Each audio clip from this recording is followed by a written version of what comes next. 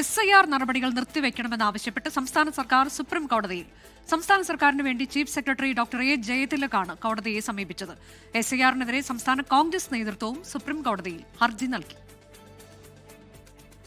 SIR നടപടികളിലെ പ്രായോഗികത ചൂണ്ടിക്കാട്ടിയാണ് സംസ്ഥാന സർക്കാരിന്റെ ഹർജി. SIR നടപടിയും തദ്ദേശ തെരഞ്ഞെടുപ്പും ഒരേ സമയം നടത്തിയാൽ ഭരണ സംവിധാനത്തെ സാരമായി ബാധിക്കുമെന്നാണ് സർക്കാരിന്റെ ഹർജിയിലെ പ്രധാന വാദം.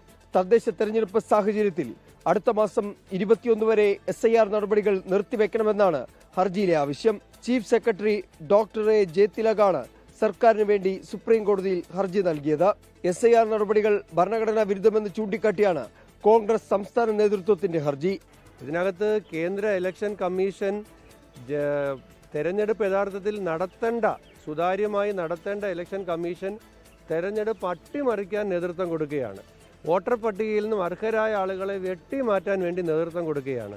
രാഷ്ട്രീയ പാർട്ടികളുടെ യോഗത്തിൽ BJP ഒഴികെയുള്ള കേരളത്തിലെ എല്ലാ പാർട്ടികളും പറഞ്ഞതാണ് ഈ സമയത്ത് ഇവിടെ നടക്കില്ല എന്ന്. KPCC അധ്യക്ഷൻ സണ്ണി ജോസഫാണ് ഹർജി നൽകിയത്. ഉത്തർപ്രദേശിലെ SIRനെതിരെ അവിടുത്തെ കോൺഗ്രസ് ഘടകവും സുപ്രീം കോടതിയെ സമീപിച്ചിട്ടുണ്ട്. കഴിഞ്ഞ ദിവസം കേരളത്തിലെ SIR നടപടികൾ നിർത്തിവെക്കണമെന്നാവശ്യപ്പെട്ട് മുസ്ലിം ലീഗ് സുപ്രീം കോടതിയെ സമീപിച്ചിരുന്നു. 24 ഡൽഹി. ലോകത്തെവിടെയായാലും ഏത് സമയത്തും 24 വാർത്തകളും ഓഗ്മെന്റഡ് റിയാലിറ്റി പാക്കേജുകളും എക്സ്പ്ലെയിനറുകളും വിശദമായി കാണാൻ ഞങ്ങളുടെ YouTube ചാനൽ നിങ്ങൾക്ക് സബ്സ്ക്രൈബ് ചെയ്യാം.